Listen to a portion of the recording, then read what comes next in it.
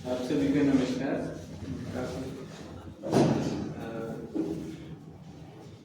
जैसे कि आप सभी को पता है कि टॉपिक जो है आज का कंप्यूटर और मोबाइल टेक्नोलॉजीज जो हैं उसके इर्द गिर्द है, उसकी थोड़ा सा बैकग्राउंड देखेंगे उसके बारे में।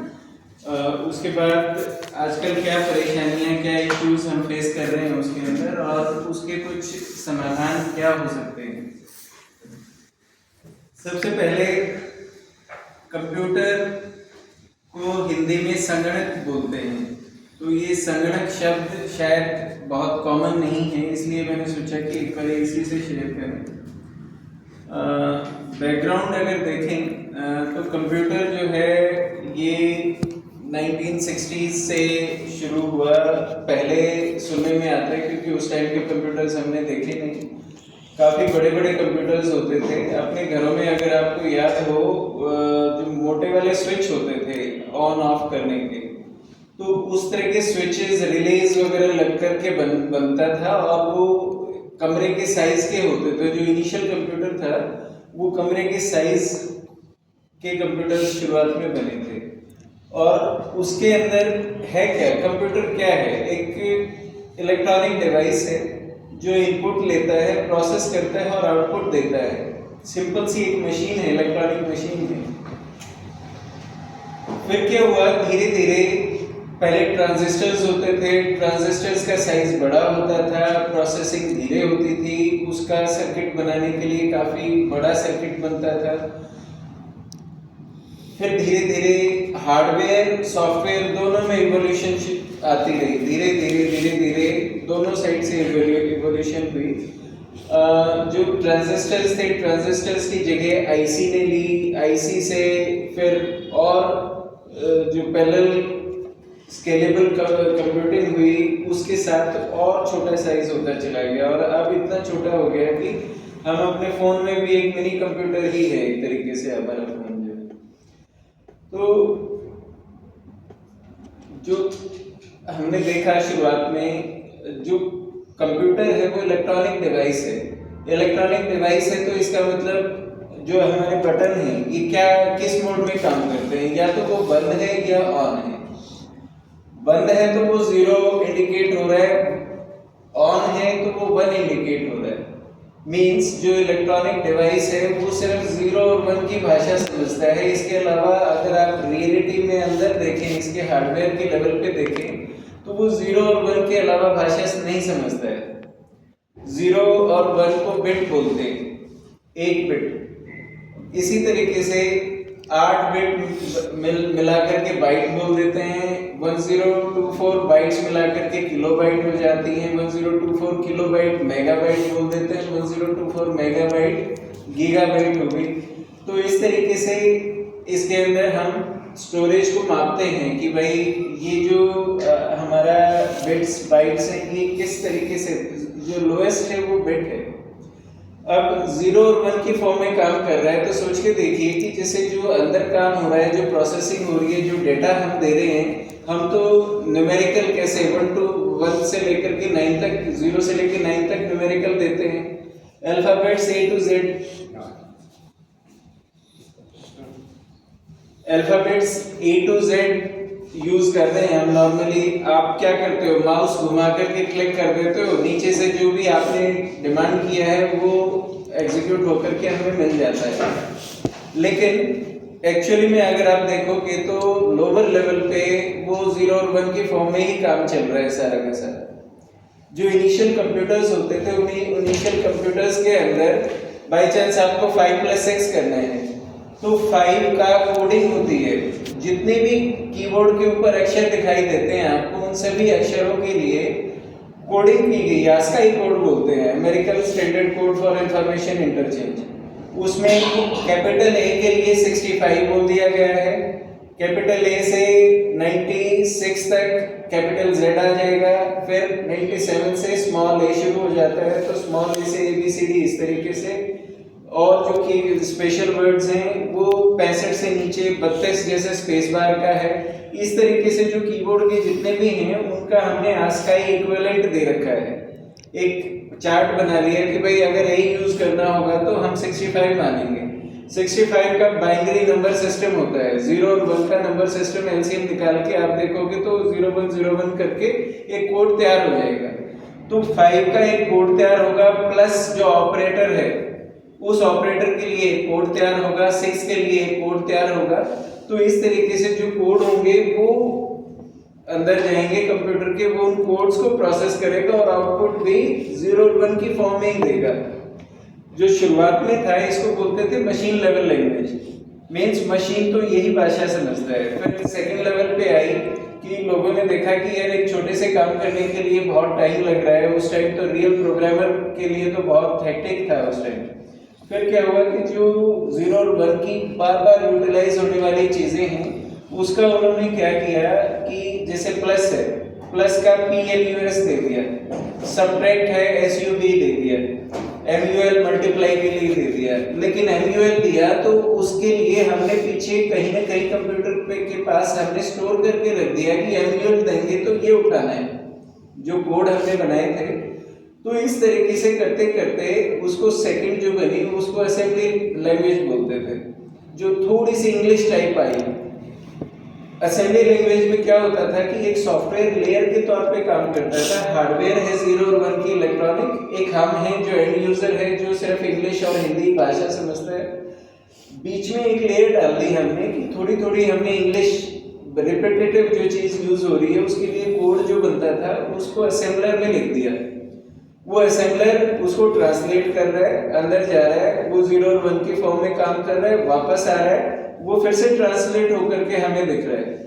तो इस तरीके से सेकंड में असेंबली लैंग्वेज आई। असेंबली भी काफी मुश्किल थी, फिर धीरे धीरे first level language, second level language, इस तरीके से जो आज वाली लैंग्वेज जो हम सुनते हैं कंप्यूटर की लैंग्वेज जो है, जैसे Ruby, COBOL, Pascal, Fortran, BASIC, Visual BASIC, Visual C sharp, Java, Python, जो भी लैंग्वेजेस हैं, अब बहुत सारी और भी लैंग्वेजेस हैं जो चल रही हैं आज के दिन। तो वो फिर ये सेकंड लेवल थर्ड लेवल जो जनरेशन आई तो उसमें क्या होता चला गया कि जो पिछला इतिहास था हमारा उससे हमने शिक्षा लेते हुए उसका जो एक्सपीरियंस था उसको लाइब्रेरीज में डालते चले गए हैं।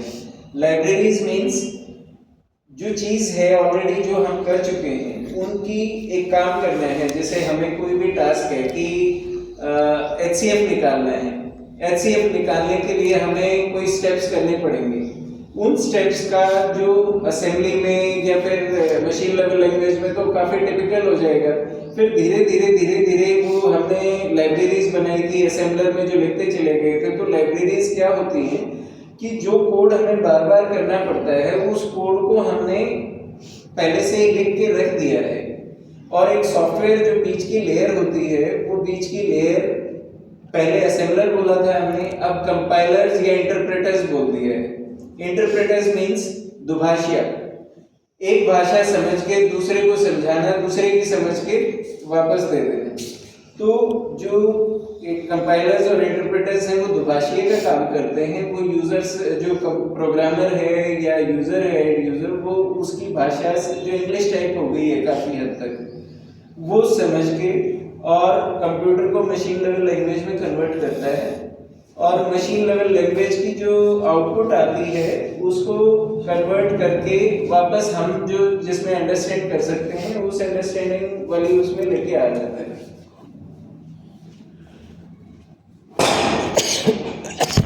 ये तो है हमारे कंपाइलर्स और इंटरप्रेटर्स। जिस हिसाब से जो कॉम्प्लेक्सिटी बिल्कुल खत्म हो गई है।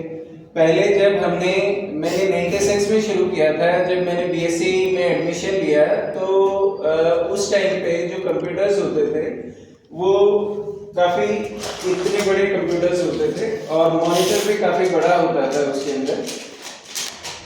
जब पहले कंप्यूटर्स जो हमारे टाइम पे कंप्यूटर्स आए उसके अंदर लैब्स जो होती थी, लैब्स के अंदर बाहर जूते निकाल के जाते थे, हम एंट्री करते थे। क्यों? क्योंकि हीटिंग होती थी उनके अंदर और हीटिंग और धूल मिट्टी से वो खराब होने के चांसेस ज़्यादा थे उनके।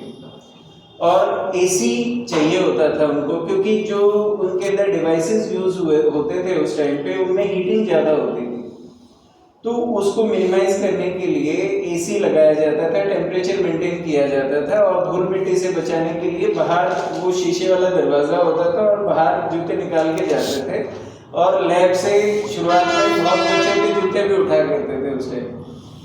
तो धीरे धीरे फिर लेकिन 2000 के आसपास आते आते बहुत तेज़ी से बदलाव हुआ।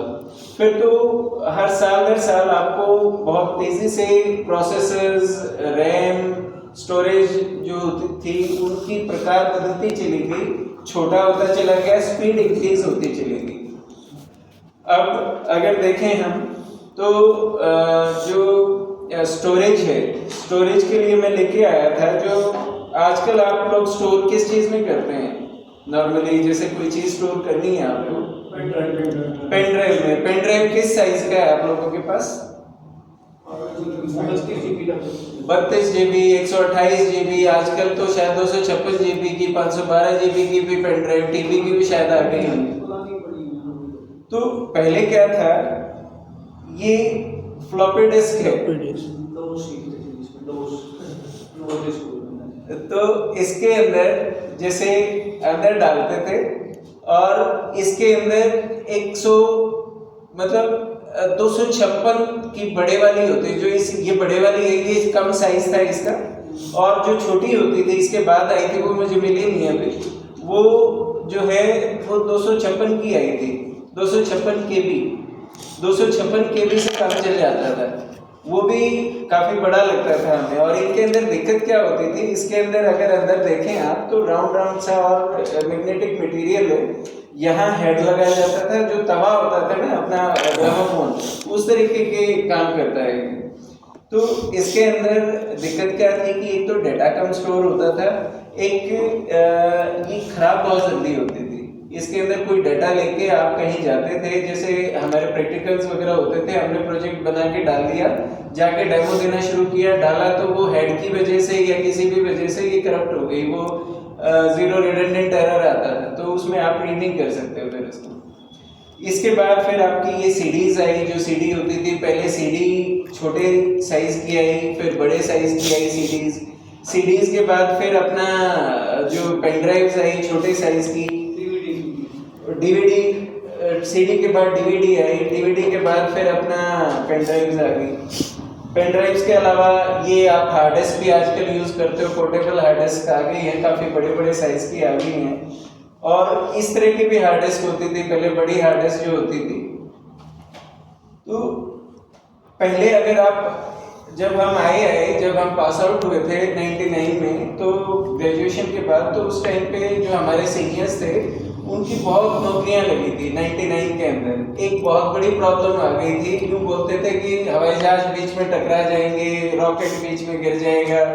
वो क्या प्रॉब्लम थी? वो Y2K प्रॉब्लम थी, ईयर 2000 प्रॉब्लम थी। क्या होता था कि जब सॉफ्टवेयर बनने शुरू हुए, मेमोरी बहुत कॉस्टली होती थी, वो इतनी कॉस्टली मेमोरी अफोर्ड ना कर पाने की वजह से आदमी एफिशिएंट वे ढूंढता था कि किस तरीके से काम चलाते हैं। जो अपने जितने भी सॉफ्टवेयर्स बने हुए थे उस टाइम पे, वो सॉफ्टवेयर्स मेमोरी के लिए जो ईयर स्टोर करते हैं, साल स्टोर करते हैं, साल स्टोर करने के लिए जैसे 2000 है तो उसमें 1999 है, मान लो 1999 है तो लास्ट की 2 डिजिट स्टोर की थी उन्होंने, 99 स्टोर कर लिया। और जब 2000 आया तो 2000 के अंदर क्या हुआ कि लास्ट की 00 डिजिट आ गई। तो 00 डिजिट में क्या करेगा, मान लो जैसे फ्लाइट्स वगैरह हैं, या फिर कोई कैलकुलेशन है, एक डेट में से दूसरी डेट माइनस करनी है, तो उसके अंदर 00 आने के बाद वो सारे जो है लॉजिकल एरर आकर के ठप होने वाला सिस्टम था। उसके बाद आगे सॉफ्टवेयर काम नहीं करेंगे या एरर देंगे तो अब फ्लाइट चल रहा है, फ्लाइट जा रही है, उसकी हाइट कैलकुलेशन वगैरह या फिर टाइमिंग कैलकुलेशन, उसमें गड़बड़ होने की। बैंकिंग था, बैंकिंग के अंदर जो कैलकुलेशन रेट ऑफ इंटरेस्ट वगैरह, वो सारे उटपटांग होने वाले थे।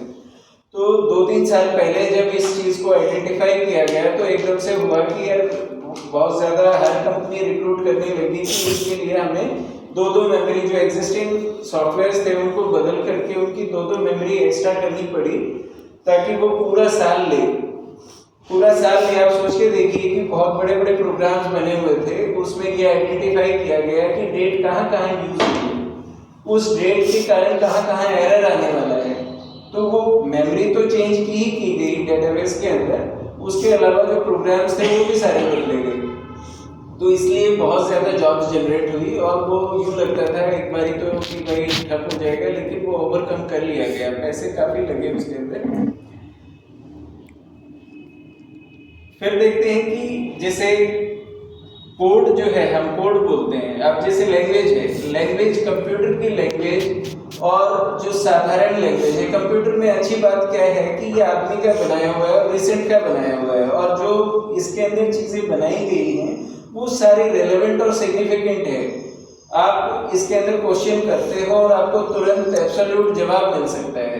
वो बात दूसरी है कि मुझे नहीं पता है तो हम किसी दूसरे से संपर्क करके, क्योंकि हमारा ही बनाया हुआ है तो हम उसमें इन्वेस्टिगेट करेंगे तो जरूर जवाब मिलेगा, कोई ना कोई तथ्य जरूर होगा उस चीज़ का।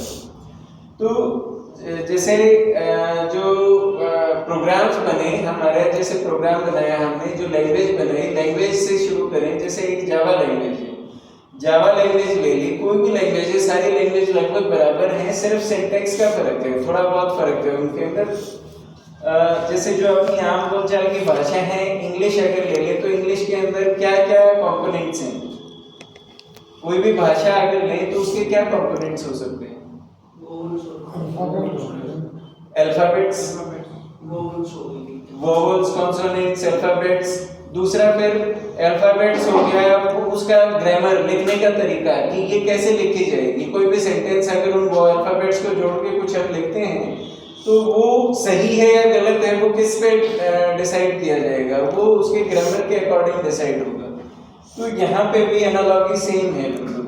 यहाँ पे भी एक लैंग्वेज के अंदर क्या क्या चीज़ें यूज हो सकती हैं, अल्फाबेट्स ही यूज होते हैं, न्यूमेरिकल्स ही यूज होते हैं, कीबोर्ड के ऊपर जो कैरेक्टर्स हैं उन्हीं में से यूज होंगे, उनमें से कितने होंगे और वो कैसे होंगे, ये सिंटैक्स है, उसमें लॉजिक होता है, सिंटैक्स होता है। कोई भी लैंग्वेज है उसने पहले बनाया है कि भाई ये स्टैंडर्ड है, मैं इस दायरे में काम कर सकती हूँ, मेरा ये ग्रामर है और मेरा ये अल्फाबेट्स है।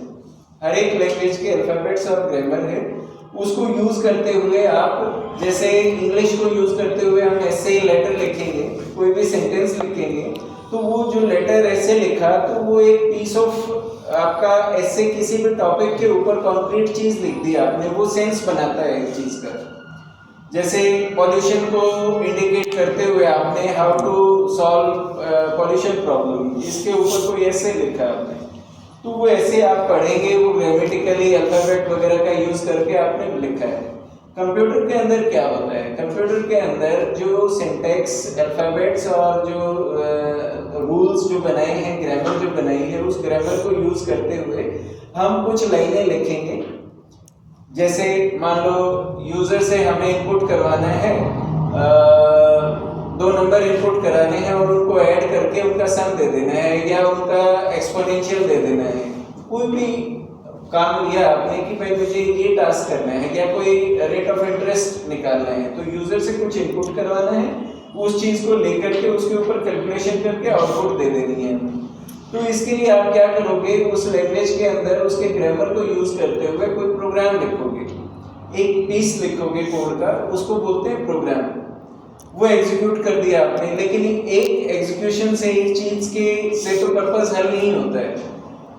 कंपनी के अंदर जैसे आप सॉफ्टवेयर बनवाना है हमें, जैसे अभी हमने कुदरती खेती अभियान के लिए बिलिंग शुरू की है, डिजिटल बिलिंग। वैसे नॉर्मली हम हाथ से करते थे, हाथ से करने में समय ज़्यादा लगता था, अंधेरे में लिख नहीं पाते थे, खड़े होकर के इतने में ग्राहक जो है वो चला जाता था। तो इसलिए सुविधा के लिए हमने क्या किया कि हमने डिजिटल सॉफ्टवेयर लिया। वो सॉफ्टवेयर क्या है, उसके अंदर बहुत सारे ऑप्शंस हैं। जैसे एक प्रोग्राम है, बहुत सारे प्रोग्राम्स जोड़े गए हैं, उससे एक सॉफ्टवेयर तैयार हो गया हमारा। तो इस तरीके से सॉफ्टवेयर बनता है। सॉफ्टवेयर किस तरह के हो सकते हैं, MS ऑफिस का नाम सुना होगा आपने। जैसे आप ऑफिस के लिए कोई भी काम शुरू करते हो तो उसके अंदर लेटर लिखना है, लेटर लिखना है तो कोई आपको सिंपल लेटर आपको इंग्लिश में लिखना आता है, आपने टाइपिंग करके लिख दिया, लेकिन उसमें लेफ्ट साइड में ये होना चाहिए, राइट में ये होना चाहिए, जो सब्जेक्ट है उसको बोल्ड करना है, मुझे किसी चीज़ को अंडरलाइन करना है हाईलाइट करने के लिए। तो इस तरह की जो चीज़ें हैं वो हम वर्ड मोस्टली ज़्यादा यूज़ होने वाला आज के दिन में माइक्रोसॉफ्ट वर्ड है। तो माइक्रोसॉफ्ट वर्ड को जब हम यूज़ कर रहे हैं तो वो है वर्ड प्रोसेसिंग सॉफ्टवेयर। उसका काम क्या है कि वो ऑफिस के लिए डिज़ाइन किया गया है कि मुझे कोई भी वर्ड में छोटा बड़ा डिज़ाइन वगैरह कुछ डालना है, उसको लुक्रेटिव बनाना है, तो वो हम माइक्रोसॉफ्ट वर्ड यूज़ करेंगे। अब है क्या, देखिए जब वर्ड यूज़ कर रहा है कोई एंड यूज़र, क्या वो सोच सकता है कि भाई पीछे क्या चल रहा है? 0 और 1 ही चल रहा है हर जगह। जब हमने शुरू किया 2000 के आसपास कोडिंग, तो आजकल शायद VC++ एक लैंग्वेज होती है, विजुअल C++। विजुअल C++ के अंदर क्या होता है कि जैसे जो माउस का मूवमेंट होता है, माउस का मूवमेंट आजकल तो हम क्या करते हैं, हम सिर्फ हिलाते हैं उसको, वो अपने आप मूव करता है, हम क्लिक कर देते हैं, काम हो जाता है। लेकिन एक्चुअली होता क्या है, वो उसके अंदर पीस ऑफ कोड लिखा गया है, कोऑर्डिनेट्स पिक्सेल्स में डिवाइड की गई है। जो स्क्रीन है आपकी, पिक्सेल्स बहुत सारे पिक्सेल्स हैं, 1920 गुणा 1700 कुछ पिक्सल, तो इतने पिक्सल हैं। और उसके अंदर जब आप माउस घुमाते हो तो पीछे जो कोड लिखा गया है वो कोड क्या करता है, वो एक एक पिक्सल की मूवमेंट नोट कर रहा है और उस पिक्सल के हिसाब से आपको डिस्प्ले दे रहा है। वो माउस जो मूव होता हुआ दिखाई दे रहा है ना आपको, वो सिर्फ उसका रिफ्लेक्शन है, वो सिर्फ रिफ्लेक्शन दिखा रहा है, पीछे कैलकुलेशन जो है वो प्रोग्राम कर रहा है। तो पहले क्या होता था कि हर एक चीज के लिए कोड लिखना पड़ता था। हम राइट क्लिक के लिए कोड लिखते थे, लेफ्ट क्लिक के लिए कोड लिखते थे, फिर धीरे धीरे उस कोड की लाइब्रेरीज बनती चली गई। वो लाइब्रेरीज आज है, इतनी ज्यादा लाइब्रेरीज हो गई हैं कि आजकल लगता है कि प्रोग्रामर्स की शायद जरूरत नहीं है, ड्रैग एंड ड्रॉप होता है। जो नए प्रोग्राम्स बनते हैं, पहले मान लो एक हमें बिलिंग सॉफ्टवेयर ही बनाना है, पहले के दिनों में अगर बिलिंग सॉफ्टवेयर बनाना होता तो बहुत महीनों लगते थे, बहुत बड़ी टीम लगती थी। आजकल रेडीमेड चीज़ें अवेलेबल हैं, यहाँ पे भी प्लग एंड प्ले, उसको लाइब्रेरी यूज़ करो और उसको ड्रैग एंड ड्रॉप करो और बहुत जल्दी आपकी चीज़ तैयार हो जाती है। तो जो MS ऑफिस का सॉफ्टवेयर बताया मैंने, ये इस तरीके से इसको ये तो एक कंपनी ने निकाला है अपने फ़ायदे के लिए, वो सेल करती है, आप उसको खरीदते हो और अपने फ़ायदे के लिए यूज़ कर ले, तो लाइसेंस्ड है। लाइसेंस उसका जो भी कॉस्टिंग है वो आप पे करते हो और उसको फिर यूज़ करते रहते हो। MS ऑफिस के अंदर एक्सेल भी है, पावर पॉइंट भी है, प्रेजेंटेशंस के लिए एक्सेल स्प्रेडशीट है, जैसे अकाउंटिंग के लिए हम यूज़ कर सकते हैं। एक्सेस है जो डेटाबेस है, डेटाबेस के तौर पे मींस डेटा बहुत ज़्यादा होता जा रहा है, तो उस डेटा को कैसे स्टोर करोगे।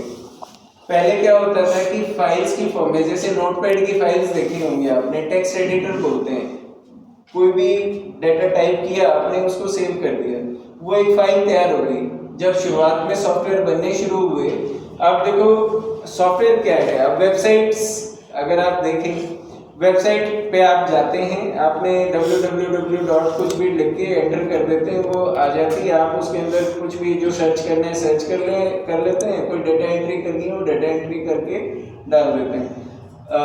जैसे रेलवे बुकिंग का है, रेलवे बुकिंग के अंदर आपने सर्च किया रेलवे बुकिंग अपने हिसाब से और उसको टाइम और वो करके आपने बुक कर दिया। लेकिन जब आपने आपकी कंफर्म हो गई, टिकट आपने प्रिंट की, तो वो कहीं तो स्टोर है, इसका मतलब डेटा, वो डेटा स्टोर है, तभी तो आपके पास निकल के आ रहा है। कोई भी चीज़ है, इससे पहले मैं एक चीज़ आपको शेयर करता हूँ कि कंप्यूटर के कंपोनेंट्स क्या क्या हैं। जो घरों में आपने डेस्कटॉप, आजकल तो मेरे ख्याल से डेस्कटॉप कंप्यूटर्स बहुत कम हो गए हैं, जो आपकी लैपटॉप से वही ज़्यादा घरों में यूज़ हो रहे हैं। पहले क्या होता था कि डेस्कटॉप होते थे, डेस्कटॉप के अंदर मॉनिटर अलग होता था, एक कैबिनेट होती थी, नीचे एक यूपीएस रखा जाता था। तो उस यूपीएस का क्या पर्पस था, उस कैबिनेट का, मॉनिटर का। मॉनिटर क्या है, एक आउटपुट डिवाइस है। कंप्यूटर के अंदर जब आप देखेंगे तो 3 तरह की चीज़ें हैं, इनपुट डिवाइसेस, प्रोसेसिंग और output devices.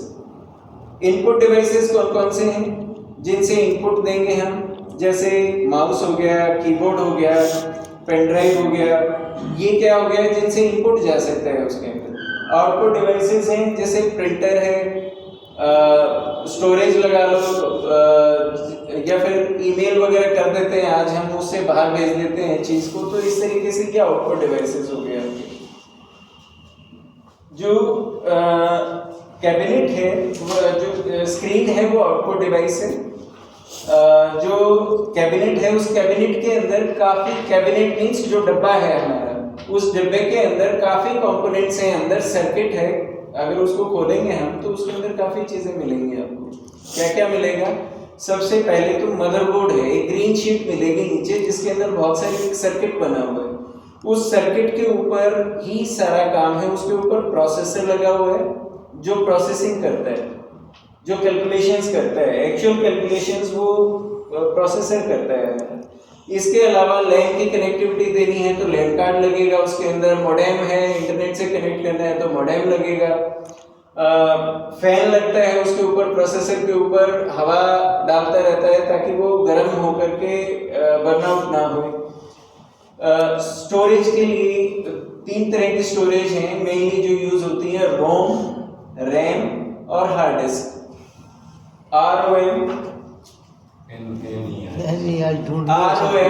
Read only memory. Read only मतलब जिससे सिर्फ पढ़ा जा सकता है, जिसे रीड किया जा सकता है, रीड ओनली है वो, उसमें लिखा नहीं जा सकता। दूसरी है रैम, रैंडम एक्सेस मेमोरी, जिसमें आप लिख भी सकते हो और पढ़ भी सकते हो। तीसरी है हार्ड डिस्क। हार्ड डिस्क क्या है? उसमें लिख भी सकते हैं, पढ़ भी सकते हैं। फिर इन तीनों की जरूरत क्यों पड़ी हमें? अलग अलग हैं, स्टोरेज ही है तो किस लिए जरूरत है? जो रोम है वो जैसे आप ऑन करते हो, वॉशिंग मशीन ऑन करते हो, वॉशिंग मशीन ऑन करते हो तो उसके अंदर आपको कैरेक्टर्स दिखाई देते हैं, कुछ कुछ चलता है, आप उसमें कॉन्फ़िगर कर सकते हो, अपने हिसाब से साइकिल चेंज कर सकते हो और वो उसी साइकिल के अकॉर्डिंग वर्क करके आपको कपड़े धो के दे देती है। जो वहाँ जो डिस्प्ले हो रहा है ना, वो जो वॉशिंग मशीन बनाने वाली कंपनी है उसने सॉफ्टवेयर बना करके उसके अंदर एम्बेड कर दिया गया है, वॉशिंग मशीन में एम्बेड हो गया है वो सॉफ्टवेयर। तो यहाँ पर भी जो रोम है उस रोम में कंप्यूटर की ज़रूरत के लिए जो सॉफ्टवेयर है वो कंपनी ने एम्बेड कर दिया है। अब उसकी क्या ज़रूरत है वो अभी हम देखेंगे। रैम जो है, रैम क्या है, बहुत तेज़ी से उसमें लिखा पढ़ा जा सकता है। और एक है हार्ड डिस्क। हार्ड डिस्क क्या है? उसके अंदर रीड एंड राइट हो सकता है, बहुत स्लोली होता है। जब हम कंप्यूटर पे काम करते हैं, अगर थोड़ी सी देर अगर क्लिक किया हमने और काम आउटपुट हमें नहीं मिला तो हमें क्या होता है? हमें परेशानी होती है कि यार बहुत स्लो है कंप्यूटर, काम नहीं हो रहा है। आजकल तो ज़्यादा होती है, हमारे टाइम पे जो कंप्यूटर होते थे उसमें तो हम एक प्रोग्राम चलाना होता था, प्रोग्राम चला करके चाय पी के वापस आ जाते थे, तब जाके एग्जीक्यूट होता था वो। आजकल ऐसा नहीं है। पहले बड़ा प्रोग्राम होता था तो टाइम देता था, 5-10 मिनट ले लेता था, लेकिन आजकल क्या है कि वो क्लिक करते ही सारी चीज़ें हैं, क्योंकि बहुत हार्डवेयर में भी इवोल्यूशन हो चुका है और सॉफ्टवेयर में भी हो चुका है। हार्ड डिस्क जो है वो स्लो है, उससे लिखना पढ़ना स्लो है, उसमें ज़्यादा डेटा स्टोर हो सकता है, लेकिन उसमें स्लो की वजह से रैम यूज़ होता था। रैम में फास्ट है, थोड़े साइज की रैम ले ली हमने, जैसे 512 MB ले ली या 1 GB ले ली, 4 GB ले ली, 8 GB ले ली। पहले तो 1 GB से कम होती थी, अब तो 8 GB भी है, 16 GB के लैपटॉप्स आ रहे हैं। इसके अलावा आजकल तो सिचुएशन चेंज हो गई है कि जो हार्ड डिस्क है उस हार्ड डिस्क में भी नई जो हार्ड डिस्क आ रही है वो रैम की लेवल का आउटपुट दे रही है। तो उसमें आज के दिन में तो ज़्यादा फर्क नहीं बचा है। जो मैकबुक आप यूज़ करते हो उसके अंदर वो जो सारी की सारी हार्ड डिस्क है वो सारी फास्ट हार्ड डिस्क ही मिलती है आपको आज के दिन में। जब आप कंप्यूटर को ऑन करते हो, स्क्रीन पे जो दिखता है शुरुआत में कुछ नंबरिंग आती है, बायोस सेटअप कुछ लिखा हुआ आता है, फिर आपको विंडोज़ जो ऑपरेटिंग सिस्टम होता है वो खुल जाता है। उस विंडोज़ ऑपरेटिंग सिस्टम जो आता है, कोई भी ऑपरेटिंग सिस्टम, उस पर आप काम करना शुरू कर देते हो जो आपको चाहिए। अब वो होता कैसे है? आपने इलेक्ट्रॉनिक डिवाइस है कंप्यूटर, आपने वो बटन पुश किया, उसको बिजली मिल गई, बिजली मिली तो क्या हुआ, रोम के अंदर जो सॉफ्टवेयर रखा हुआ है उस रोम के सॉफ्टवेयर ने एग्जीक्यूट करना शुरू किया। बाय डिफॉल्ट उसकी सेटिंग ऐसी है कि अपने आप को पहले रोम का सॉफ्टवेयर एग्जीक्यूट होगा। वो क्या करेगा, सबसे पहले चेकिंग करेगा कि क्या आपके सारे इनपुट आउटपुट डिवाइसेस ठीक हैं। अगर ठीक नहीं है तो वो टों की आवाज करके वहीं रुक जाएगा, आपको मैसेज देगा कि बॉस ये गड़बड़ है इसके अंदर, मैं आगे नहीं बढ़ सकता। लेकिन जब सब कुछ सही है, उसने वेरीफाई कर लिया इनपुट आउटपुट डिवाइसेस सारे ओके हैं, तो वो हमारा ऑपरेटिंग सिस्टम है सॉफ्टवेयर, वो काफ़ी बड़ा होता है। वो कहाँ स्टोर रहता है, आपकी हार्ड डिस्क में स्टोर रहता है। वो जो रोम के अंदर जो कंपनी का सॉफ्टवेयर है वो उस ऑपरेटिंग सिस्टम को उठा के लाएगा और रैम के अंदर लाके छोड़ देगा। रैम के अंदर आ गया तो स्क्रीन पे आपको दिखना शुरू हो गया, माइक्रोसॉफ्ट ऑफिस विंडोज़ आ गया, और विंडोज़ के बाद आप उसमें इंटरेक्ट करेंगे और वो आपको रिस्पॉन्ड करेगा और आपका काम शुरू हो गया। लेकिन पीछे बैकग्राउंड ऐसे काम चल रहा है। जो यूपीएस है, यूपीएस का काम क्या है, यूपीएस इसलिए यूज होता है क्योंकि रैम जो है वो वोलेटाइल मेमोरी है। उसके अंदर डेटा सिर्फ तब तक रहता है जब तक बिजली रहेगी, लाइट रहेगी, तब तक उसमें डेटा रहेगा। अगर बीच में लाइट चलेगी तो डेटा खत्म आपका।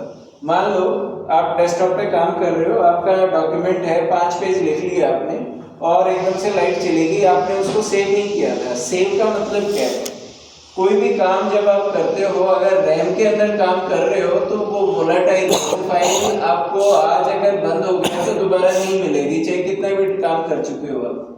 उसको परमानेंट स्टोर करने के लिए सेव करना पड़ता है, रैम से उठा करके हार्ड डिस्क में पुश करना पड़ता है। जब आप सेव बटन पे क्लिक करते हो तो वो रैम से उठ करके हार्ड डिस्क में चला जाता है और वो परमानेंट हो जाता है। मान लो लाइट भी चलेगी तो आप दोबारा से आपको मिल जाएगा, वो कल को रिट्रीव करोगे तो सेविंग का पर्पस ये है, इस तरीके से सेव करते हैं। रैम आजकल तो जैसे यूपीएस इसलिए खत्म हो गया है क्योंकि हमारे पास जो लैपटॉप्स आते हैं उसके अंदर बैटरी इनबिल्ट आती है और बैटरी का कुछ बैकअप होता है, तो बैटरी का बैकअप देख करके आप फाइलें सेव करके बंद कर देते हो। तो ये तरीका है, किस तरीके से कंप्यूटर काम कर रहा है हमारा। ये छोटी सी ये बात आगे बढ़ने से पहले इसी में जैसे कुछ ऐसे भी कंप्यूटर आ गया आज कि अगर हम ना सेव करें तो भी ऑटोमेटिकली सेव हो जाए। आजकल क्या होता है सर, रेड बोलते हैं उसको, फॉल्ट टॉलरेंस बोलते हैं। वो 0 से लेके 6 लेवल्स हैं उसके। तो फॉल्ट टॉलरेंस क्या करता है, ऑपरेटिंग सिस्टम अपने आप, ऑपरेटिंग सिस्टम ने एक जो कॉन्टिन्यूस चलने वाला प्रोसेस बना दिया है। जब आप सेव नहीं करते हो, अगर आप देखोगे वर्ड पे काम कर रहे हो मान लो, तो कुछ देर अगर आपने कुछ नहीं किया, नीचे वो ऑटो सेविंग आता है, saving the file, saving the file, वो अपने आप कर लेता है, हमने बटन नहीं प्रेस किया तो भी। सर मेरा ये क्वेश्चन है, कंप्यूटर ने क्रिप्टोग्राफी के थ्रू मोस्टली चीजें होती है उसमें, क्रिप्टोग्राफी के थ्रू और डिजिटल करेंसी के थ्रू किस तरह वर्ल्ड इकोनॉमिक्स को इफेक्ट किया कंप्यूटर ने, वो बताइए। उस पे आएंगे दोस्त, अभी हम बहुत बेसिक पे हैं। मैं 10-15 मिनट में उस पे आएंगे तो उस पर बात करते हैं। ऐसा नहीं है सर जितेंद्र जी कि मान लो मैंने अभी सेव किया और उसके बाद 2 पेज लिख लिए, तो जहाँ सेव किया था उतना ही बचेगा या फिर सारी? सर डेस्कटॉप जो होते थे ना उसके अंदर उतना ही बचता था। अच्छा, जहाँ तक सेव किया था। ओके। लेकिन ऑपरेटिंग सिस्टम बाद में ऐसे आ गए थे जो जब आप ऑन करते हो तो ऑपरेटिंग सिस्टम बोलता है कि ये रिकवरी की है मैंने, आप इस रिकवर्ड फाइल को एक्सेप्ट करना चाहते हो। तो आजकल आ गया है, पहले ऐसा नहीं था, मतलब कुछ साल पहले तक भी नहीं था। और ये रिसेंट में क्या है कि वो रिकवर कर लेता है अपनी जो चीज़ें ओपन होती हैं, वो एब्रप्टली अगर बंद हुआ था तो उसको रिकवर कर लेगा। एक चीज़ और सर, जैसे मैं इस बारे में, हालांकि ये थोड़ा सा कंप्यूटर से रिलेटेड ही है लेकिन टेक्नोलॉजी से वो नहीं है। जैसे डॉक्टर्स लाइन है, आजकल हमारी टेंडेंसी क्या है कि जो नॉर्मल मैंने यहाँ आके ज़्यादा देखा, हम ये सोचते हैं कि कंप्यूटर एक ही आदमी सब कुछ कर लेगा, हार्डवेयर से रिलेटेड भी, सॉफ्टवेयर से रिलेटेड भी। सॉफ्टवेयर में भी बहुत सारे कैटेगरीज हैं, तो जो डिवीजन है वो हमें क्लियर नहीं है। मैं थोड़ा सा 2 मिनट इस चीज़ पे भी बताना चाहूँगा आपको कि जो कंप्यूटर है, जैसे डॉक्टर्स हैं, आंखों का डॉक्टर अलग है। आंखों वाले डॉक्टर से अगर आप हार्ट की बात करोगे तो आप भी खुद ही नहीं करोगे, क्योंकि आपकी अंडरस्टैंडिंग डेवलप हो चुकी है कि भाई ये तो आंखों वाला डॉक्टर है, मैं इससे हार्ट का ऑपरेशन या हार्ट की दवाई ले ही नहीं सकता। लेकिन कंप्यूटर के बारे में ये डिस्टिंक्शन अभी तक डेवलप नहीं हुआ है हमारे अंदर। है क्या, कंप्यूटर के अंदर भी जो कंप्यूटर से रिलेटेड जॉब्स हैं या प्रोफाइल्स हैं, उनके अंदर बहुत वैरायटी है। जैसे डॉक्टर्स के अंदर बहुत वैरायटी है। अगर आप कंपनीज में जाओगे, आपके बच्चे जो नए बीटेक वगैरह करके निकलते हैं, वो रिक्रूटमेंट के लिए जाते हैं, तो जो एडवर्टीजमेंट्स होती हैं उसमें बारीक बारीक चीज़ें लिखी होती हैं कि हमें ये फला बंदा चाहिए, इस एक्सपर्टीज का बंदा चाहिए, हमें XYZ नहीं चाहिए, हमें आँख का डॉक्टर नहीं चाहिए, हमें हार्ट का चाहिए, उसमें साफ लिखा रहेगा। तो यहाँ क्या है, जो सरकारी अगर आप एडवर्टीजमेंट्स देखोगे तो उसमें लिखेंगे जावा, C++, फलाना ढंका, MCTS, CCNA सब कुछ आ जाएगा। क्यों? क्योंकि यहाँ अभी उस चीज़ की जानकारी है नहीं कि भाई जो तुम्हारे काम है उस काम के स्पेसिफिक बंदा ही रिक्रूट करो, वही काम देगा आपको। इसके अंदर क्या क्या है? सबसे पहले हमने बात की लैंग्वेज की। लैंग्वेज सीख करके प्रोग्रामिंग लिखने वाला आदमी प्रोग्रामर कहलाता है। तो जो डेवलपर बोल दो, प्रोग्रामर बोल दो, तो वो एंट्री लेवल है एक तरीके से। जो नया बच्चा बीटेक करके निकला है, उसने 1-2 लैंग्वेज सीखी हैं, उसका माइंड शार्प है, लॉजिक शार्प है। कंपनीज क्या करती हैं कि भाई इसको थोड़ी बहुत लैंग्वेज आती है, आगे हम सिखा देंगे। वो क्या करते हैं, उनको सिखा करके अपने हिसाब से ट्रेन कर लेते हैं और वो डेवलपर या प्रोग्रामर कहलाते हैं। जो डेवलपर और प्रोग्रामर भी हर एक लैंग्वेज के लिए अलग होता है। जावा का डेवलपर अलग होगा, C++ का अलग होगा, VC++ का अलग होगा, पाइथन का अलग होगा। ये डिस्टिंक्शन है कॉर्पोरेट में अगर जाओगे। दूसरी चीज़, उसके बाद फिर जैसे आपके कंप्यूटर्स आपने देखे होंगे एक दूसरे से जुड़े रहते हैं। आप बैठते हो, आप एकदम से इंटरनेट ऑन करते हो, यूज़ करते हो। वो इंटरनेट कौन प्रोवाइड कर रहा है आपको? वो प्रोग्रामर नहीं कर रहा है, वो नेटवर्किंग वाला बंदा कर रहा है। वो नेटवर्किंग एक अलग फील्ड है। इसके अलावा मेल कर रहे हो आप, मेल सर्वर आ रहा है, मेल कॉन्फ़िगर कौन कर रहा है, मेल की डिवीजन जो चेक कर रहा है वो मेल वाला बंदा अलग है। सर्वर्स की बात होती है कि सर्वर खराब हो गया, सर्वर डाउन है, रेस्पॉन्ड नहीं कर रहे हैं, तो वो क्या है, जो सर्वर हैंडल करने वाले बंदे हैं वो अलग बंदे हैं। जो जब बात हो रही थी कि जैसे जो हमारा रेलवे रिजर्वेशन सिस्टम है, उसमें आपने कोई टिकट कराई आज से 1 साल पहले, वो भी आज भी मौजूद होगी उसके अंदर, उसकी ऑडिटिंग आज भी होगी। तो वो इसका मतलब कहीं तो सेव की गई है। अब भारत देश अगर देखें तो 140 करोड़ के आसपास जनसंख्या है, उसमें कितना डेटा होगा उन लोगों के पास, रेलवे के पास? वो डेटा कहाँ स्टोर है? वो हर एक बंदे की डिटेल, वो किस डेट को कौन सी एक्सप्रेस से कितने बजे कहाँ गया था, कितने पैसे पे किए थे, कौन सी प्लेटफॉर्म पे आई थी, ये सारी इंफॉर्मेशन कहाँ स्टोर होती है? पहले क्या होता था कि फाइल्स जो होती हैं उसमें स्टोरेज होती थी, उसकी अपनी कमियां थी। फिर डेटाबेसेस आ गए, डेटाबेसेस में स्टोर होनी शुरू हो गई। तो डेटाबेसेस का जो स्टोर हुए, डेटाबेसेस भी बहुत तरह के हैं। SQL, Microsoft SQL server, MySQL, Oracle, DBase, FoxPro, इस तरह के आजकल NoSQL डेटाबेसेस आ गए हैं, MongoDB, Hadoop। तो ये जो है, ये नई नई चीज़ें चल रही हैं और इनमें हर एक का स्पेशलाइजेशन अलग बंदा चाहिए आपको।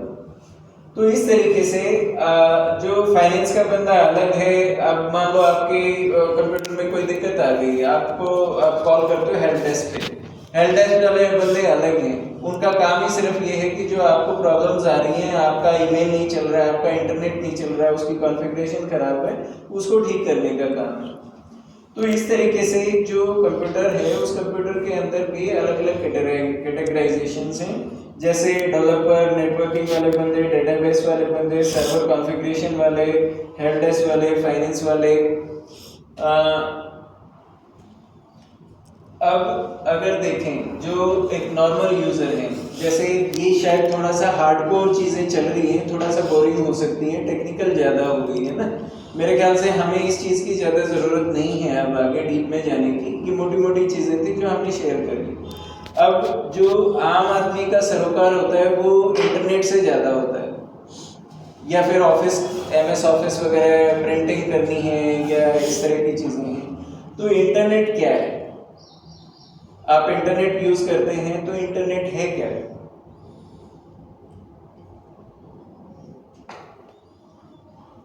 सर इंटरनेट जैसे 1960s में अमेरिका में शुरू हुआ एक्सपेरिमेंट। वहाँ की जो डिफेंस डिपार्टमेंट था उन्होंने रिमोटली दो डिस्टिंक्ट प्लेसेस के बीच में कनेक्शन एस्टेब्लिश करने की कोशिश की और वहाँ से शुरुआत हुई। ARPANET बोला उसको उन्होंने नाम दिया। फिर धीरे धीरे कभी @ सिंबल की खोज हुई, कभी www की खोज हुई, कभी ब्राउज़र बना, कभी कुछ बना, HTTP बना। तो धीरे धीरे बनते बनते इंटरनेट बन गया। इंटरनेट है क्या? हम जैसे एक बिल्डिंग में बैठते हैं, उस बिल्डिंग का एक कंप्यूटर, इस रूम के अंदर मान लो 10 कंप्यूटर रखे हैं, वो कंप्यूटर एक दूसरे से जोड़ दिए हमने तारों से। इस कमरे में तो हम मानते हैं कि जब हमने जोड़ दिया है तो एक कंप्यूटर दूसरे कंप्यूटर से बातचीत कर सकता है। अब यहाँ हमें इंटरनेट भी चाहिए। इंटरनेट के लिए आपने एक ब्रॉडबैंड कनेक्शन ले लिया और उन सारे कंप्यूटर्स को जोड़ दिया, एक कनेक्शन दे दिया, उससे कनेक्टिविटी हो गई सभी की। हुआ क्या? ये एक लोकलाइज्ड नेटवर्क था। एक कंप्यूटर दूसरे से जुड़ा है, उसको नेटवर्क बोलेंगे हम। ये लोकलाइज्ड नेटवर्क था। इस लोकलाइज्ड नेटवर्क को हमने बाहर से तार लेकर के जोड़ दिया। वो तार क्या है? जो ब्रॉडबैंड है उसने क्या कर रखा है, जैसे जो ब्रॉडबैंड वाली कंपनी है उसने यहाँ कोई छतरी लगाई होगी, वो सैटेलाइट से अपना, उसका एक अलग तरीका है, उसकी ऑर्गेनाइजेशंस अलग हैं जहाँ से वो लाइसेंस लेता है, बैंडविड्थ लेता है, और वो उसने पूरे शहर में अपनी तारें बिछा करके हमारे तक पहुँचा दी है। हम उसको पे करते हैं और हम उसको यूज़ कर लेते हैं। तो ये क्या है कि हमारा कंप्यूटर जो इस शहर के या फिर उस सैटेलाइट से जुड़े हुए जो बाकी कंप्यूटर्स हैं उनसे जुड़ गया। मीन्स लैन एक छोटा एरिया, जो मैन है मेट्रोपॉलिटन एरिया नेटवर्क, जो ब्रॉडबैंड वाले ने दिया हमें, और उसने फिर क्या हमें स्कोप खोल दिया, पूरे वर्ल्ड के कंप्यूटर से जोड़ दिया। तो इसी तरीके से हर एक शहर की, हर एक देश की हम सोचें तो लाखों करोड़ों कंप्यूटर्स पूरी दुनिया के आपस में इस तरीके से जुड़े हुए हैं। और उन्होंने क्या हुआ, समय समय रहते प्रोटोकॉल्स बोलते हैं। कोई भी चीज़ बिना रूल्स एंड रेगुलेशंस के नहीं चल सकती है। हर एक चीज़ में प्रोटोकॉल्स हैं। प्रोटोकॉल्स क्या हैं? रूल्स हैं जो सभी को फॉलो करने पड़ेंगे। जैसे किसी ने वायर बनाई है तो उस वायर का प्रोटोकॉल है कि ये इतनी तारें हैं। जो घर में आप वायर यूज़ करते हो उसमें 8 तारें होती हैं। एक तार का इसका क्या मतलब है, इसका क्या मतलब है, इसका क्या मतलब है, ये क्या कैरी करेगा, उसके अंदर सारी चीज़ें वो प्रोटोकॉल के अंदर डिफाइन की गई है। वो यहाँ पे भी वही है, ऑस्ट्रेलिया में भी वही है, UK में भी वही है। तो इस तरीके से वो स्टैंडर्ड्स बनाते चले गए और उन स्टैंडर्ड्स को फॉलो करते हुए बहुत कोऑर्डिनेशन से काम चल रहा है। और आप क्या होता है कि 2 तरह के कंप्यूटर्स हैं जो इंटरनेट है। इंटरनेट क्या है कि सारी दुनिया के कंप्यूटर्स एक दूसरे से जुड़े हुए हैं। वर्ल्ड वाइड वेब क्या है? वर्ल्ड वाइड वेब ये है कि उन इंटरनेट में जो करोड़ों कंप्यूटर्स हैं उनमें से कुछ हमारे जैसे भी हैं जो सिर्फ इंटरनेट यूज़ करते हैं, यूट्यूब खोला और बस अपना बंद कर दिया। हम कंट्रीब्यूट कुछ नहीं कर रहे हैं, हम सिर्फ ले रहे हैं। तो लेने वाले भी बहुत सारे कंप्यूटर्स हैं और कुछ देने वाले भी हैं। वो यूट्यूब जो देख रहे हो वो कहीं कोई तो दे रहा है ना बैठ के, कोई तो सर्वर पर रखी हुई है चीज़ कि भाई दुनिया यूज़ कर लो इसको, मेरी तरफ से फ्री है, ये फ्री है या नहीं फ्री है, पेमेंट करके आप यूज़ कर लो। तो जो वो हैं जो सर्वर्स रखे हुए हैं जो डेटा दे रहे हैं वो वर्ल्ड वाइड वेब है, जो बहुत सारा रिसोर्स पड़ा हुआ है, बहुत हर तरह का डेटा पड़ा हुआ है। जो भी आप गूगल मारते हो वो क्या होता है, एकदम से आउटपुट आपके सामने आ जाती है। वो उस वर्ल्ड वाइड वेब से निकल करके इंटरनेट के थ्रू आपके पास आती है। क्लियर है? तो इसके अंदर जैसे आप जो मेन चीज़ें आप यूज़ करते हो, आप ब्राउज़र खोलते हो, वो जो सॉफ्टवेयर आप इंटरनेट यूज़ करने के लिए खोलते हो उसको ब्राउज़र बोलते हैं। वो ब्राउज़र का काम क्या है, जो आपने टाइप किया वो एड्रेस है। एक कंप्यूटर जो इंटरनेट के ऊपर यूज़ हो रहा है उसके दो चीज़ें हैं उसके अंदर, एक आईपी एड्रेस है, एक मैक एड्रेस है। जैसे घर है हमारा, हमारे घर के पास, घर को किसी को चिट्ठी भेजनी है हमारे पास, तो हमारे घर का एक मकान नंबर है। उस मकान नंबर और शहर के पिन कोड वगैरह के आधार पे हमारे पास लेटर आता है। अब आप डेटा की बात करते हो कि मैंने यूट्यूब देखा और मैंने एक मूवी देख ली आज, वो मूवी आप तक कैसे पहुंच रही है, तारों के थ्रू कैसे पहुंच रही है आपके पास? जहां से भेजा जा रहा है और जहां आप रिसीव कर रहे हो, इसका मतलब कुछ तो मैकेनिज्म है ना, एड्रेस कुछ तो कहीं है जिससे कि वो आपके पास ही आ रही है, आपके पड़ोसी कंप्यूटर पे नहीं आ रही है। इसके अंदर क्या होता है कि जो डेटा है ना वो टुकड़ों में टूट के जाता है। जैसे मैंने एक यहाँ से मेल करी, वो मेल बेंगलोर जानी है, वो मेल के अंदर मैंने कुछ लिखा हुआ है, जब मैं यहाँ से सेंड बटन क्लिक करूँगा तो उस मेल के टुकड़े बन जाएंगे, हज़ारों टुकड़े बन जाएंगे। वो टुकड़े पैकेट्स बोलते हैं उनको। उस पैकेट के ऊपर एक एड्रेस चिपका होता है, मतलब उसके अंदर एड्रेस लिखा होता है, किसके पास जाएगी, बेंगलोर वाले बंदे के पास जाएगी। अब कितना वियर्ड सिचुएशन है, देखिए कि वो पैकेट्स ज़रूरी नहीं है कि वो एक ही लाइन के थ्रू जाए। जैसे पहले हम टेलीफोन करते थे, टेलीफोन जो रिंग वाले टेलीफोन होते थे, हम लगाते थे, जिसके पास लगाया हमने, मान लो सांपला लगाया, तो जो हमने तार कनेक्ट किया हमारे घर के जो टेलीफोन था उससे हमारे घर के बाहर एक टेलीफोन कनेक्शन होता था, पोल लगा होता था, उस पोल पे वायर होती थी, वो वायर एक्सचेंज में जाती थी, वो एक्सचेंज सांपला के एक्सचेंज से वायर से जुड़ा होता था। वहाँ फिर से वो अपनी घर वाली सिचुएशन थी, पोल्स के थ्रू हर एक घर में कनेक्शन, मीन्स वायर के थ्रू डेटा जा रहा था, एनालॉग वाइब्रेशंस के थ्रू। अब क्या हो रहा है, ये पैकेट्स डिजिटली ट्रांसफर हो रहे हैं। इसके अंदर क्या होता है, टुकड़ों में बढ़ते हैं, और टुकड़ों में ज़रूरी नहीं है कि वो उस एक्सचेंज से एक ही तरीके, एक पैकेट जा रहा है वाया इंदौर जा रहा है, एक पैकेट जा रहा है कोलकाता से जा रहा है, वहाँ जा करके मान लो 500 पैकेट थे, वो 500 पैकेट वहाँ बड़े कायदे से सीरीज में जुड़ रहे हैं। कोई पैकेट अगर मिस हो रहा है तो वो वापस सेंटर को बोलते हैं कि भाई पैकेट मिस हो गया, तुम भेजो इसको दोबारा। आपको पता भी नहीं है कि पीछे से इतना काम चल रहा है, कोई पैकेट मिस हो रहा है तो वो भेजा जा रहा है, और वहाँ जाकर के वो सीरीज में जुड़ के और उस बंदे को वो एक मेल पूरी दिख जाती है, और उसको बिल्कुल ये नहीं पता चलता कि इतनी इंट्रिकेसीज हैं इसके अंदर पीछे जो चल रही है। तो इस तरीके से काम होता है। पैकेट्स के अंदर जो पैकेट्स होते हैं उनके ऊपर एड्रेस जुड़ा होता है। एड्रेस क्या है, दो तरह की चीज़ें हैं, दो तरह के एड्रेस हैं। एक यूनिकली आइडेंटिफाई करने के लिए कंप्यूटर को इंटरनेट के ऊपर, एक तो है IP address, internet protocol address, एक होता है MAC address, media access control address. MAC address क्या होता है, वो बदलता नहीं है, एक कंप्यूटर का एक ही मैक एड्रेस रहेगा ताउम्र, क्योंकि वो आपको जो हार्डवेयर उसके ऊपर जो लैन कार्ड लगा हुआ है उसका एड्रेस है जो कंपनी ने बना के डाल रखा है। तो जब आप देखते हो कि साइबर फ्रॉड हो गया और बंदा पकड़ लिया गया, कैसे पकड़ा, इस कंप्यूटर से मेल की गई थी, वाईफाई इस बंदे का यूज किया गया था, वो सब कुछ आ जाता है। क्यों, मैक एड्रेस मशीन का सेम रहेगा। जब कोई पैकेट जाता है तो मैक एड्रेस उसके साथ ठप्पा लग के जाता है। जो आईपी एड्रेस है, वो आईपी एड्रेस क्या है, जब मैं इंटरनेट से कनेक्ट होता हूँ, हर एक के फ़ोन के अंदर अगर इंटरनेट से कनेक्टेड है सभी का आईपी एड्रेस है, फ़ोन आईपी एड्रेस बना हुआ है। फ़ोन में IMEI नंबर है मैक की जगह और आईपी एड्रेस है। लैपटॉप के ऊपर अगर आप कर रहे हो तो मैक है और आईपी एड्रेस है। वो आईपी एड्रेस डॉट डॉट करके कुछ होता है, तो उससे क्या होता है कि आपका जो लैपटॉप है या जो पीसी है या फ़ोन है वो यूनिकली आइडेंटिफाई होता है इंटरनेट के ऊपर। अब ये तो मेजरली चीज़ें थी। एंटीवायरसेस वगैरह हैं। वायरस क्या होता है, वायरस ये है कि जैसे दुनिया में समाज में देखते हैं सीधे चलने वाले आदमी भी हैं, 80% सीधे चलते हैं, 20% उल्टे चलने वाले भी हैं, जिसके कारण कोर्ट और थाने भरे हुए हैं। यहाँ पे भी ऐसा ही है कि इंटरनेट के ऊपर या इसके ऊपर सीधे चलने वाले भी लोग हैं और उल्टे चलने वाले भी हैं। वो क्या करते हैं, इसके अंदर जैसे एक बहुत इकोसिस्टम डेवलप हो गया है, बहुत सारी इंफॉर्मेशन है, बैंकिंग भी ऑनलाइन है, पैसा भी लेन देन ऑनलाइन हो रहा है। तो इसके अंदर इंफॉर्मेशन चुराने के लिए, आपको परेशान करने के लिए या अपने मुनाफे के लिए किसी भी तरह से अलग अलग तरह के वायरसेस डलते हैं। प्रोग्राम्स ही होते हैं वायरस।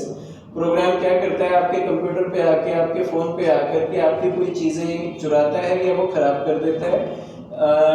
इसके लिए, इनको रोकने के लिए एंटीवायरस सॉफ्टवेयर बनते हैं। तो वो सॉफ्टवेयर आप इंस्टॉल कर लेते हो तो कोई भी इस तरह का वायरस अगर आता है तो वो रोक देता है उसको कि भाई अंदर नहीं जाएगी ये फाइल, इसको डिलीट करो या क्वारंटाइन करो इसको, या तो उस वायरस को हटा देता है उस पोर्शन को, या फिर उसको पूरी फाइल को ही हटा देता है।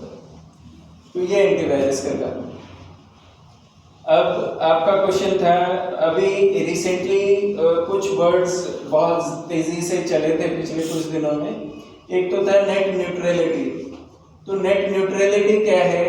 नेट न्यूट्रलिटी में क्या हुआ कि सर जैसे आपने एयरटेल का ब्रॉडबैंड ले रखा है, उसको यूज़ कर रहे हो आप, और उस यूसेज के दौरान आपको क्या लगा कि जो आईएसपी प्रोवाइडर है, आपका मशीन धीरे चल रहा है, आपके पड़ोसी का मशीन तेज चल रहा है, उसका बैंडविड्थ ज़्यादा है, आपकी बैंडविड्थ कम है। आईएसपी जो है, इंटरनेट सर्विस प्रोवाइडर है, वो क्या कर सकता है कि इंटरनेट किसी के लिए तो तेज दे सकता है, वो जो वायर्स के थ्रू डेटा जा रहा है, कोएक्सियल केबल्स या फिर जो ऑप्टिकल फाइबर्स के थ्रू डेटा जा रहा है, तो जो आपका आईएसपी है वो आजकल कंट्रोल करने लगे हैं। किसी वेबसाइट को ज़्यादा डेटा देगा ताकि वो तेज चलेगी, किसी वेबसाइट को स्लो कर देगा, स्लो हो जाएगी वेबसाइट तो यूजर्स उससे हटना शुरू हो जाएंगे। तो नेट न्यूट्रलिटी मतलब इसमें ये डिमांड हुई कि भाई ये तो हमने भी पे किया है, हम भी समान अधिकार रखते हैं, सभी को, सभी वेबसाइट्स को, सभी यूजर्स को समान तरीके से इंटरनेट उपलब्ध होना चाहिए। उसमें ये जो बैंडविड्थ की या वेबसाइट को, एक वेबसाइट को ज़्यादा एक को कम देने वाली बात है, ये नहीं चलेगी। तो ये है नेट न्यूट्रलिटी, जिसके ऊपर काफ़ी डिस्कशन हुआ, लेकिन शायद जो बड़ी कंपनियां हैं वो कहीं ना कहीं अपना रास्ता निकाल लेती है उसके अंदर से इन्फ्लुएंस करने के लिए। फिर क्या है, क्रिप्टो करेंसी, ब्लॉकचेन, एक्सचेंज और कॉइन्स वगैरह जो बात है। अभी 2-3 साल पहले क्या हुआ, बहुत मतलब मार्केट के अंदर जैसे शेयर्स का बॉइलिंग वो हो रहा था, तो इसी तरीके से क्रिप्टो करेंसी और इनका काफ़ी हाइप आया। बहुत इजी। इस पे जाने से पहले क्या सेफगार्ड यूजर्स के लेवल पे क्या सेफगार्ड हो सकते हैं, फ़ोन अपने लैपटॉप को यूज़ करते हुए क्या सेफगार्ड करें, क्योंकि क्रिप्टो करेंसी वगैरह तो स्पेशलाइज चीज़ हो गई, और जो डेली यूज़ में हम लोग जो आम यूजर्स हैं वो क्या सेफ्टी करें, क्या चीज़ों उस पर मेरे ख्याल में बात करते हैं। ठीक है सर, 5:27 हो गए हैं, तो मैं शायद पौना घंटा और लूँगा अगर आप परमिट करें तो। हम तो वेट कर रहे हैं, आप जितना टाइम आपके पास है वो कर रहे थे। थोड़ा समय और बढ़ा दीजिए सर या कुछ रह जाए तो फिर नेक्स्ट में कवर हो हाँ, next सकता में है। आप बता दीजिएगा जहाँ तक मैं कंटिन्यू रखता हूँ इसको। एक चीज़ थी कि कंप्यूटर के अंदर इश्यूज़ क्या हैं, 2 मिनट इसके ऊपर ले लेते हैं जो नॉर्मल इश्यूज़ हैं। एक तो कंप्यूटर के ऊपर ज़्यादा देर काम करने से आपकी आइज़ ड्राई होनी शुरू हो जाती है, क्योंकि ब्लिंकिंग कम हो जाती है और ड्राइनेस इंक्रीज होके आप कॉन्टीन्यूसली उस पर ऑक्यूपेशन हैज़ार्ड अगर कहें तो ठीक है कि जो ऑक्यूपेशन जिनका कंप्यूटर्स है तो उनकी आंखें ड्राई रहेंगी, तो उसका आप या तो ड्रॉप वगैरह यूज़ करेंगे या फिर आपकी आई साइट धीरे धीरे डाउन होनी शुरू हो जाती है। दूसरा lower back issues, cervical issues, headache issues, tennis elbow और फ्रोजन शोल्डर, शोल्डर्स के इशू। तो ये इश्यूज, साइटिका प्रॉब्लम, ये प्रॉब्लम अब होता है क्या है कि जो नया बच्चा जाता है कंप्यूटर कॉर्पोरेट वगैरह के अंदर, तो वो दबा के काम करता है। जो कंपनीज होती हैं वो उसको खूब एक्सप्लॉइट करती हैं, तेरा प्रमोशन कर दिया मैंने, ये कर दिया, वो कर दिया, जो पैटर्न बैग मिलते हैं, अवार्ड्स देते रहते हैं, उस बच्चे की उसको आइडिया नहीं रहता है और वो पूरी अपनी एनर्जी उसके अंदर डाल देता है। जैसे एक एग्जांपल के तौर पे 2005 में मैं एक कंपनी में काम करता था। मेरे 1 साल का average working hours per day 13.5 घंटे थे। तो इस तरीके से जो कंपनीज क्या करती हैं, वो खूब पैसा देती हैं, जो कॉर्पोरेट में खूब पैसा है, उस पैसे से क्या होता है कि वो 5-10 साल तो घोड़े की तरह दौड़ता है, लेकिन फिर क्या होता है, धीरे धीरे उसकी जो पार्ट्स होते हैं वो डैमेज होना शुरू हो जाते हैं। तो हमें ध्यान रखना चाहिए। कैसे हम ध्यान रख सकते हैं इन चीज़ों के लिए? पहली चीज़ ये है कि बच्चे को शुरुआत से ही बताया जाए कि बॉस इस तरीके से देखो, लंबा चलना है तो इन चीज़ों पे ध्यान रखो। क्या ध्यान रख सकते हैं? एर्गोनॉमिक्स बोलते हैं इसको। एर्गोनॉमिक्स मीन्स जो आप बैठने उठने का जो सिस्टम है आपका, चेयर्स हैं, जो डेस्क है, जो स्क्रीन साइज है, पोस्चर है, ये सारा जो है ये आप कैसे रखें। जैसे कुर्सी ऐसी होनी चाहिए कि जिसकी ये लेंथ ज़्यादा ना हो। अगर ज़्यादा होगी तो आपको ऐसे बैठना पड़ेगा यूँ करके, क्योंकि कमर को तो सहारा लेना ही है। तो यूँ बैठेंगे तो इतनी हो कि भाई इजीली आप ऐसे बैठ सको, कमर का सहारा लग जाए और आपको सपोर्ट रहे पीछे से। दूसरी चीज़, जो हमारे हिप्स हैं उनसे घुटने नीचे की तरफ रहने चाहिए। अगर वो ज़्यादा टाइम तक ऊपर रहेंगे तो फिर आपको घुटने के इश्यूज आने शुरू हो जाएंगे, साइटिका वगैरह का इश्यूज हो जाएंगे। जो आपका स्क्रीन है वो स्क्रीन बिल्कुल आपकी आंखों के सामने होना चाहिए। ये वाला जैसे जो फ़ोन में लगे रहते हैं तो ये बहुत प्रॉब्लमेटिक है। सामने रहेगा तो हमारे लिए जो सर्वाइकल और शोल्डर के इश्यूज हैं वो नहीं आएंगे, कम आएंगे। इसके अलावा जो जैसे बोलते हैं कि 20-20-20 रूल, 20 मिनट में 20 मीटर दूर 20 सेकंड के लिए फोकस करो किसी भी ऑब्जेक्ट पे। इसके लिए हेल्प करने के लिए कि भाई हर 20 मिनट में कैसे ध्यान रहेगा, मैं तो काम में लीन हूँ, मुझे कैसे पता चलेगा। तो ब्राउज़र के ऊपर एक्सटेंशंस आती हैं, वो एक्सटेंशन आप डाल दो। जैसे एप्लीकेशंस होती हैं फ़ोन में, ऐसे ही एक्सटेंशन बोलते हैं ब्राउज़र एक्सटेंशन। वो अगर आप डाल दोगे तो वो 20 मिनट में अपने आप आपके स्क्रीन पे पूरी छा जाएगी, आपको दिखाएगी कि बॉस ये काम करना था आपको। आप फिर भी अगर उसको बंद कर दोगे तो आप बंद कर सकते हो काम करते हो, लेकिन आपको रिमाइंडर अच्छा सा आ जाएगा, पूरी स्क्रीन ढक जाएगी ताकि आप वो काम कर सको। आधे घंटे में, पौने घंटे में उठ के मूवमेंट करके आ जाओ, तो इससे हम बच सकते हैं। दूसरे इश्यूज क्या हैं? मेंटल हेल्थ इश्यूज वगैरह काफ़ी आ रहे हैं। इसी में सर छोटा से जो ना आमतौर पर जब हम किसी भी ऑफिस में जाते हैं तो जो भी ऑफिसर है या काम करने वाले हैं, ये देखते हैं कि कंप्यूटर या तो ऐसे रखा होता है या इस साइड में रखा होता है, क्योंकि वो सामने उसमें बात करने लगते लोगों से। तो बहुत देर तक अगर आप इस बात पे रहोगे, इस बात पे रहोगे, तो ये जो आप बता रहे थे कि कंप्यूटर बिल्कुल आपके सामने, ये जो साइड या इधर रखा होता है, या कुछ देर तक अगर आप लगातार उस पर ऐसे मुड़ के देखते हो, ये स्ट्रेन डालता है। बिल्कुल डालेगा सर। उसके लिए आपको इतनी स्पेस रख लेनी चाहिए कि अपनी जब काम कर रहे हैं तो चेयर को रोल कर लें, उस डायरेक्शन चेंज कर लें। जी हाँ, ये आमतौर पर बहुत देखते हैं। इसके अलावा एक चीज़ और बताना चाहिए, हम जो डाटा सेव करते हैं आई क्लाउड पे, कितना सेफ है वो? सर ये नॉर्मली आजकल हम आई क्लाउड के ऊपर सेव डालते हैं इसको, तो वो क्या सर जो नेक्स्ट टॉपिक है वो उस पे यही ले है, लेंगे। इसी से रिलेटेड है सर। हाँ, वो उसी के लिए दूसरा है, ये तो शारीरिक प्रॉब्लम जो कंप्यूटर से हो सकती है। मानसिक प्रॉब्लम क्या हो सकती है? कंप्यूटर हो गया, फ़ोन हो गया, उसमें ये फ़ोन भी आ गया। गेम्स, सोशल मीडिया जो है वो बच्चों के ऊपर बहुत बुरा प्रभाव डाल रहा है, बच्चों या बड़ों के ऊपर। कैसे? पहले अगर आपको ध्यान हो, फिल्में होती थी 3 घंटे के आसपास की, फिर वो समय हमने प्रोग्रेस करनी शुरू कर ली, हमारे पास समय नहीं बचा, वो 2.5 घंटे की होगी, 2.5 घंटे की 2.25 घंटे की भी आनी शुरू हो गई। हॉलीवुड की तो 2 ही घंटे की आती है कभी से। 2 घंटे के बाद फिर वो 20 मिनट की आनी, शॉर्ट फिल्म नाम दे दिया उसका कि भाई बच्चे लोगों के पास समय नहीं है, शॉर्ट फिल्म देखेंगे। शॉर्ट फिल्म 20 मिनट की होती थी, फिर 20 मिनट के बाद अब आ गए शॉर्ट्स। शॉर्ट्स मतलब 2 मिनट, 1 मिनट, 1.5 मिनट।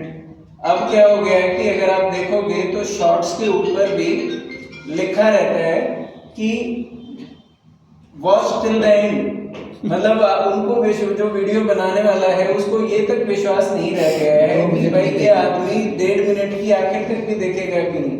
मीन्स जो कंसंट्रेशन है उसका कितना डाउनफॉल हो गया है और वो किस लिए हुआ है। वो इन कंपनीज ने जो एप्लीकेशंस और गेम्स हैं उन्होंने जानबूझ के किया है, धीरे धीरे डेलिबरेटली किया है।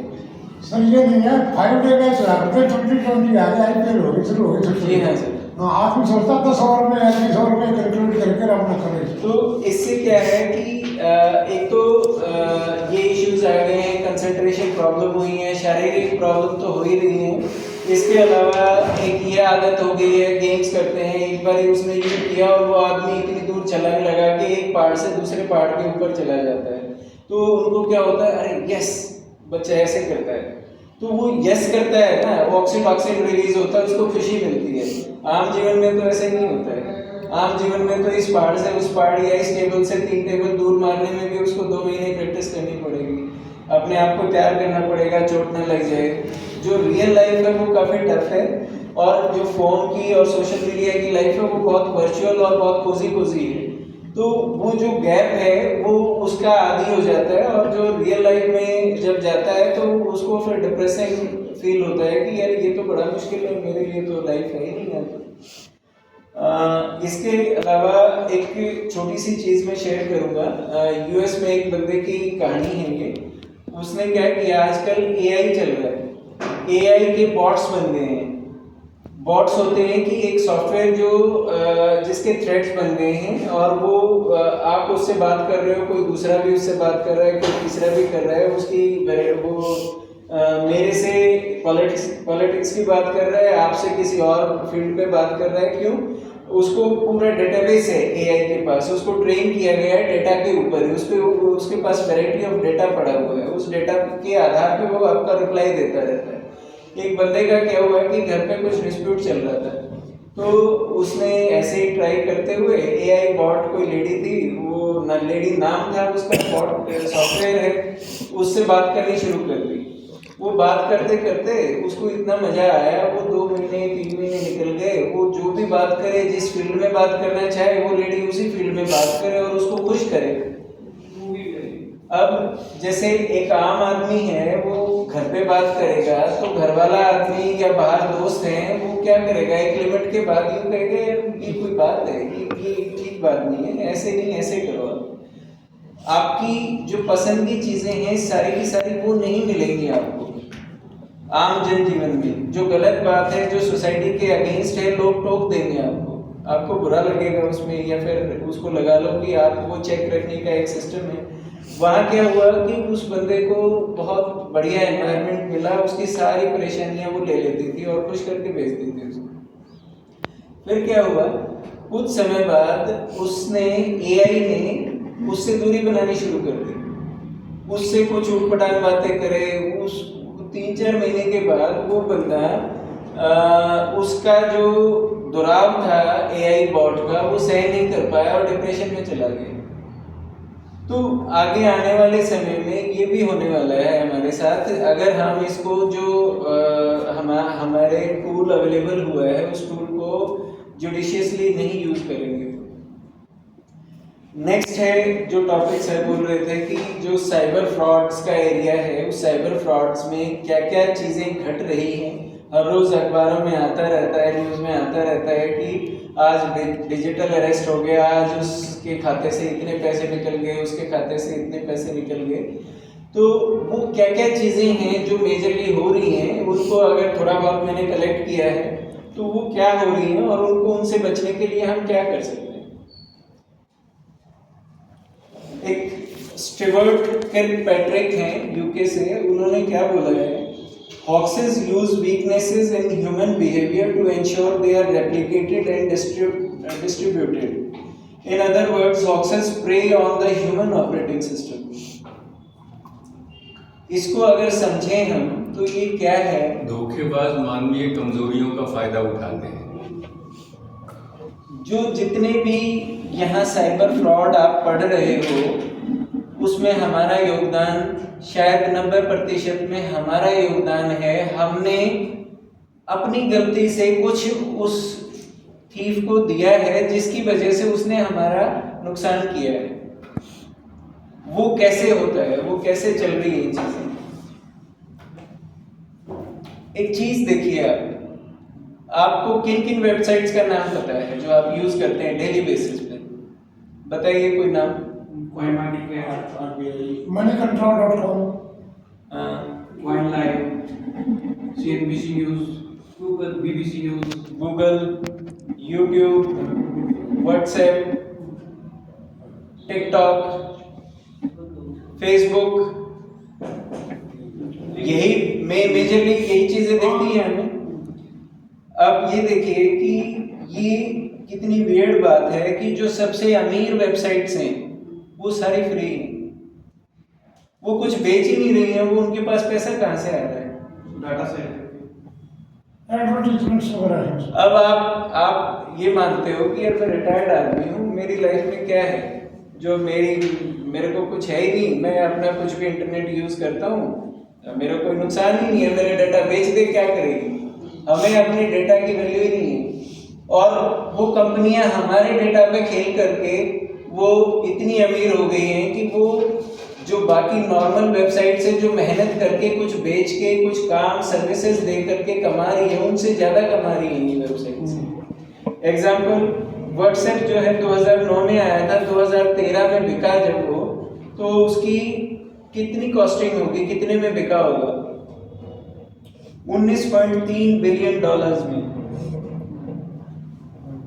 3-4 साल में। व्हाट्सएप की कैसे अर्निंग है? जैसे हम करते हैं, जैसे व्हाट्सएप फ्री है हमारे पास, हाँ, इसकी कैसे अर्निंग होगी? अभी देखते हैं। टिकटॉक है, जैसे आपने टिकटॉक सुना होगा, टिकटॉक में तो लोग पैसे कमा रहे हैं यार, मैं तो पैसे कमा रहा हूँ टिकटॉक पे वीडियो बना के, मेरा क्या नुकसान है? इंडिया में बैन हो गया। जो देख रहे आप, बैन हो गई है इंडिया में, लेकिन जो टिकटॉक है वो दुनिया का 26वां रिच आदमी था, फ्री थी टिकटॉक, वो इतना रिच कैसे हो गया? और वो कितना रिच था? एक वीचैट थी, वो बंद हो गई है अब तो।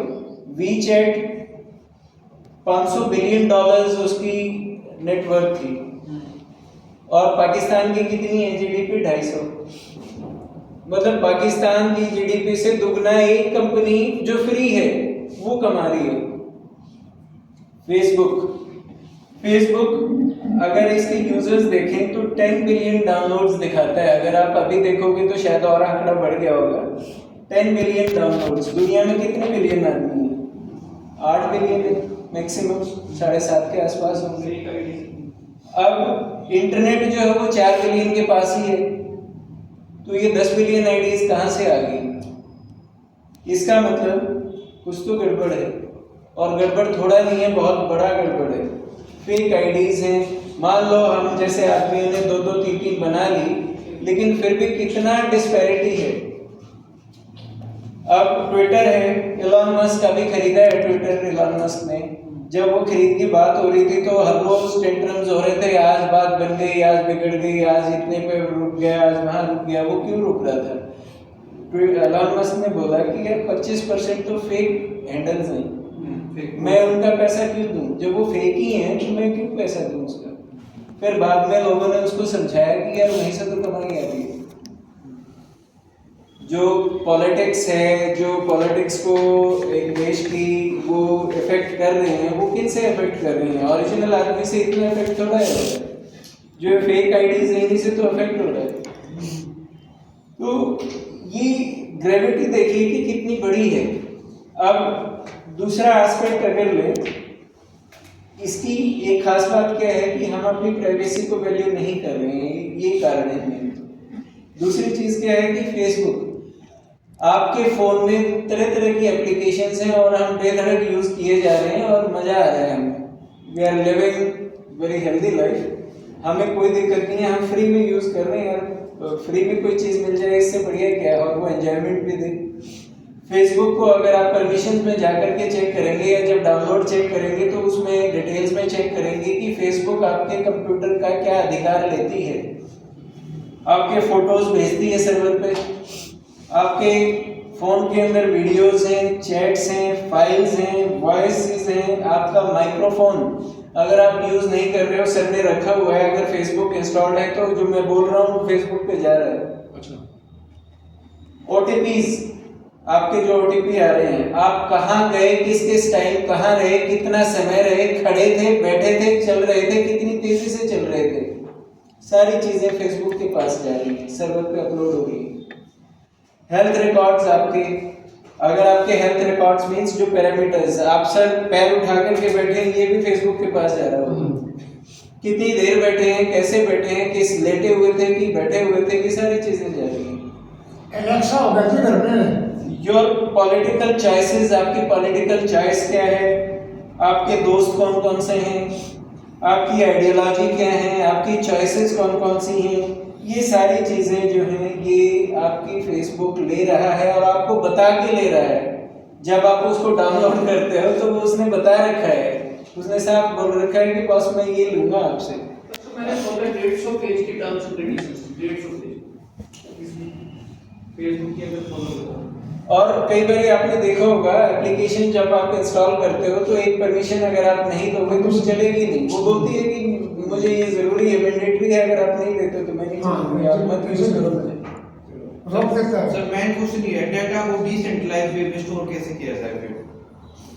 कोई भी सर्वर्स होगा, गूगल रन करेगा, क्लाउड रन करेगा, कोई भी सेंट्रलाइज्ड कंपनी उसको रन करती है। देखिए आपके हैं बहुत technical questions, sir non technical लोगों के लिए बातचीत है। सर नहीं, आपके लिए भी मैं एक बात बोलता हूँ सर, इसके बाद एक बात बोलें अगर हम, आपने अगर नोट किया होगा, एक देश ऐसा है दुनिया में जिसके पास पूरी दुनिया का डेटा है, कौन सा है?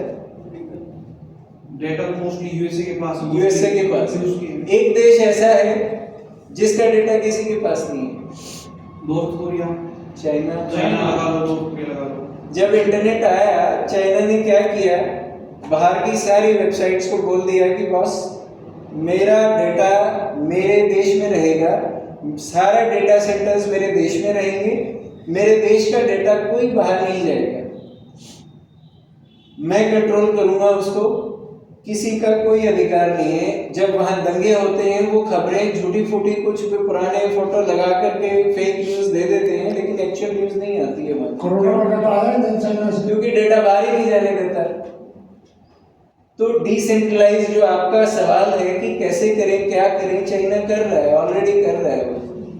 अब क्या हुआ, पीछे अभी एक बहुत बड़ा स्कैम चल रहा है, पीछे कई सालों से, 2-3 साल से इंडिया में मोदी साहब आए तो इन्होंने बोला कि पर्पस कुछ और था, जो भी था कि किसको बेनिफिट पहुंचाना है, data centres will be in our country, data centre हमारे पास रहेंगे, हमारा डेटा बाहर नहीं जाएगा।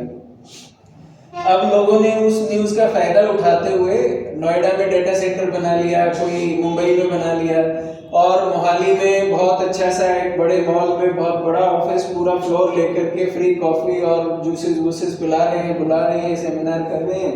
आप जा रहे हो, बोलते हैं कि 36% रिटर्न, 3 साल में डबल पैसा।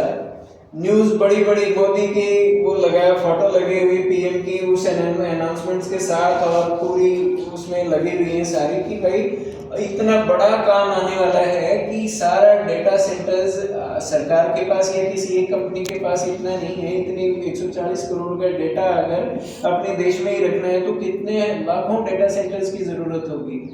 तो वो क्या करते हैं कि हमने अपना डेटा सेंटर एस्टेब्लिश कर दिया है, आपको घुमा के भी लाएंगे, जेवर एयरपोर्ट के पास हमारा ये है वो है, वो आपको ले जाएंगे, वो दिखा के लाएंगे, बाकायदा बड़ा अच्छा डेटा सेंटर होगा। उस डेटा सेंटर में आपको बोलेंगे कि आप 5 लाख देंगे तो इतना हिस्सा आपके नाम हो जाएगा। मीन्स हम आपसे वैसे कुछ नहीं ले रहे हैं, हम आपके नाम कर रहे हैं चीज, एक प्रॉपर्टी आपके नाम हो रही है, वो प्रॉपर्टी चाहे डेटा सेंटर का एक हिस्सा क्यों ना हो। अब इतना ज्यादा इनकम आ रही है, उस जो बड़ी बड़ी कंपनियां हैं वो उस डेटा सेंटर में डेटा स्टोर कर रही हैं और बहुत ज्यादा बड़ी अमाउंट पे कर रही हैं, इसलिए हम आपको 36% तो यूं दे सकते हैं, कोई बात ही नहीं है। और वो शुरुआत में देते भी हैं, फिर क्या होता है धीरे धीरे जब ज्यादा पैसा इकट्ठा हो जाता है तो फिर वो गायब हो जाता है, वो फ्लोर ही में नहीं मिलता है, वो जो जिसने शुरुआत में कमा लिए उसके बाद गायब है। तो कह रहे हैं 10 साल तक रिटर्न आएगा, आपको जो मेन इन्वेस्टमेंट है वो वापस मिलेगी, आपको 10 साल तक मिलता रहेगा हर महीने मिलेगा, हार्डवेयर की कॉस्ट भी तो डाउन आ जाएगा, 3 साल में पूरा मिल जाएगा, हर महीने उसके बाद भी मिलता रहेगा। वो मतलब वो उनके तरीके हैं, कोई कैसे बनाए कोई कैसे बनाए। खाली एसएमएस है वो। नहीं सर, फ्रॉड है ये, नहीं करना चाहिए।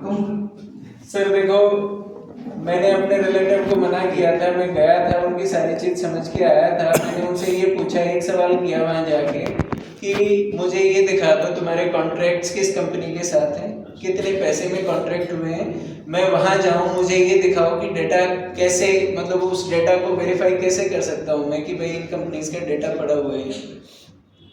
उनके पास आंसर नहीं था, तो फिर मैंने बोल दिया उनको कि बॉस मत लगाओ। फ्रॉड वाली बात तो अलग कहानी होगी। आप जैसे फेसबुक कह रहे थे कि फेसबुक आपसे ये सब डेटा मांगता है और ऑफिशियली मांगता है, तो हम क्या करें? फेसबुक ना लें? क्या ऑप्शन है? सारे जो सारी व्हाट्सएप ना लें, क्या करें? क्या ऑप्शन? डिसेंट्रलाइज प्रोटोकॉल कौन से जिसका हम यूज करके अपने डाटा को बचा सकते हैं? एक डिसेंट्रलाइज मैसेजिंग ऐप होगा, डिसेंट्रलाइज सोशल मीडिया जितने भी ऐप है वो कौन से हैं? सर देखो ऐसा है, पहली चीज़ ये कि जो आपका सवाल है, शायद मैं राइट पर्सन नहीं हूँ। मैंने शुरुआत में बताया मैं डेटाबेस का बंदा हूँ। हो सकता है आपका सवाल सही हो, मैं अभी ये नहीं कह रहा हूँ कि आपका सवाल गलत है, ठीक है।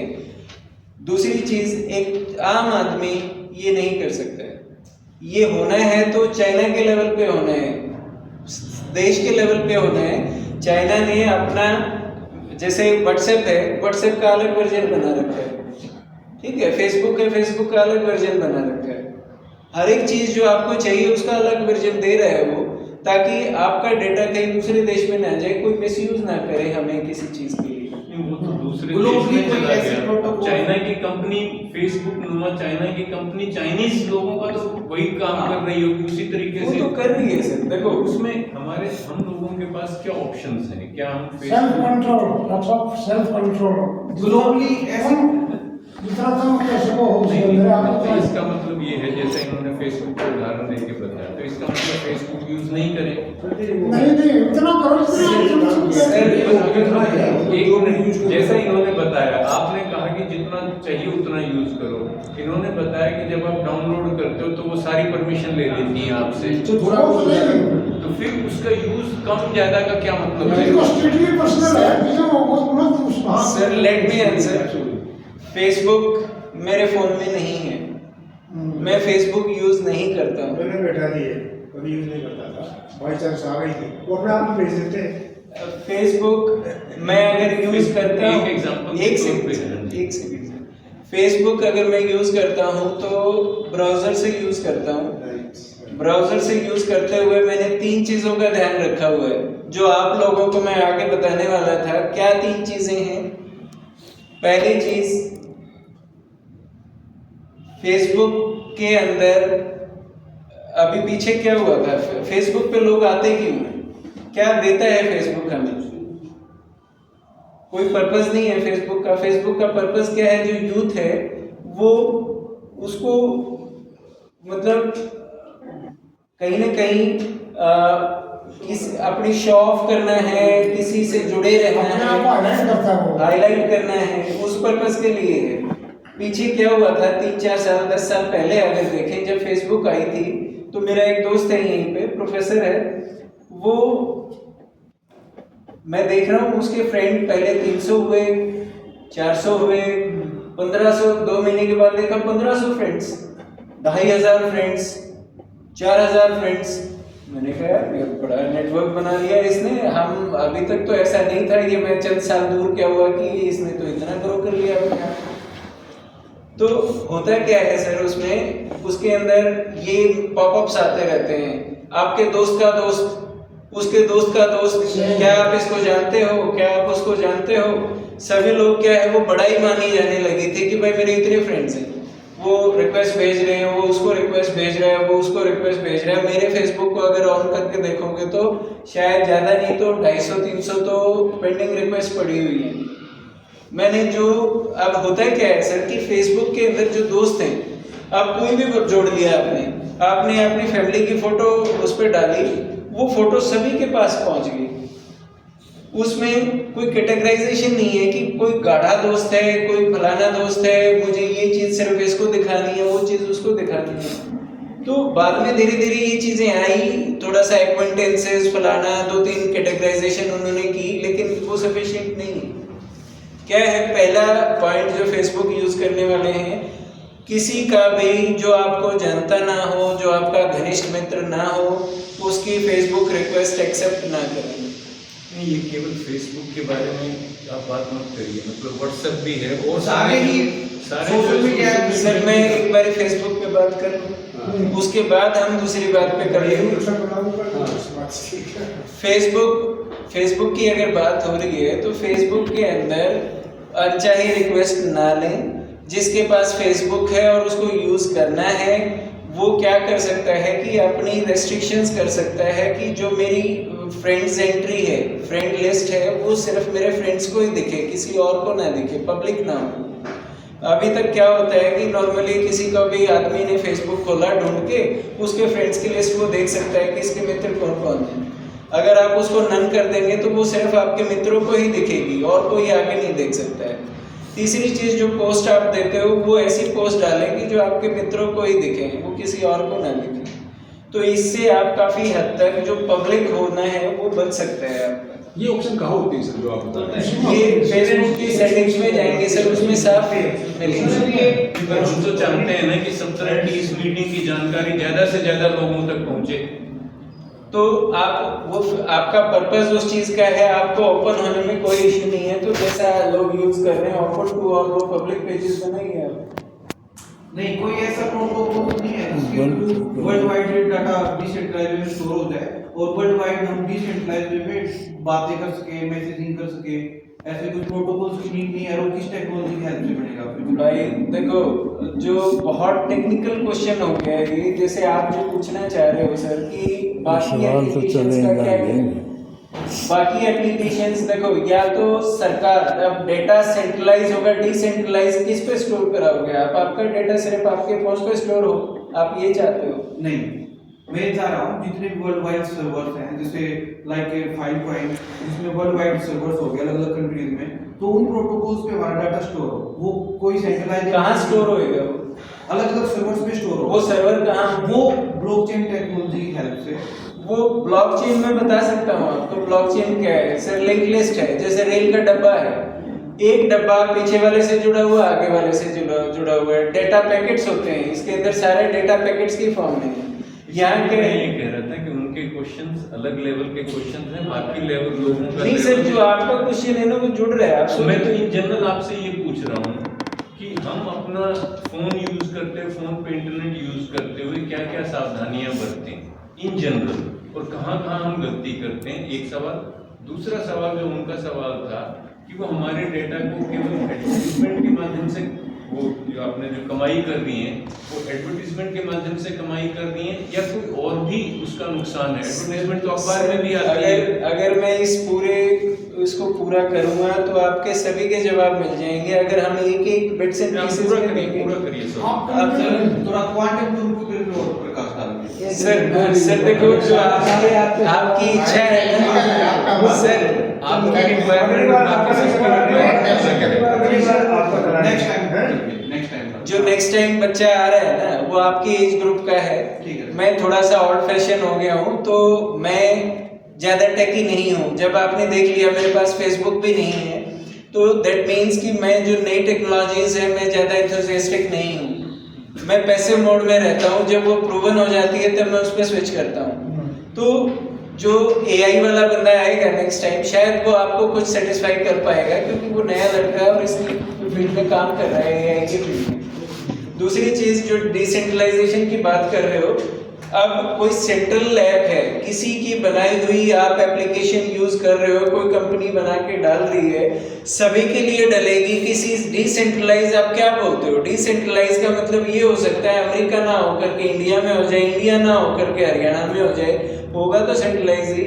जो आपका फ़ोन है, इस फ़ोन की वॉइस मेल जो होती है वो भी सर्वर पे एक ही लोकेशन पे होती है, और वॉइस मेल, इसकी वॉइस मेल, फ़ोन तो इंटरनेट नहीं है, वॉइस मेल जो छोटा फ़ोन है उसकी वॉइस मेल भी आपके जो फ़ोन सर्विस प्रोवाइडर है, इंटरनेट की बात ही नहीं है, उसके सर्वर पे स्टोर होती है, और उसकी वजह से वो एक लोकेशन एडजेसेंट पे स्टोर होती है, वहाँ धोखाधड़ी हो रही है।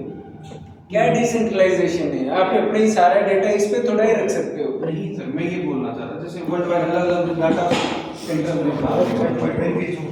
तो वर्ल्ड वाइड हम अलग अलग डाटा सेंटर्स के पास हमारा डाटा रहेगा, जैसे लाइक बिटकॉइन प्रोटोकॉल है सर ऐसा है, प्राइवेसी एक्ट है आप अपने हिसाब से आप जनरल क्वेश्चन हैं अलग लेवल के, हम लोगों की उस बाद में लेवल करेंगे, नहीं बाद में। है ना, हम उन चीजों को समझ सकते हैं। सर आप भी उन बातों का जवाब दे रहे हैं। अभी अगले देखो पहले ही कब लेमेंस के लिए है ये।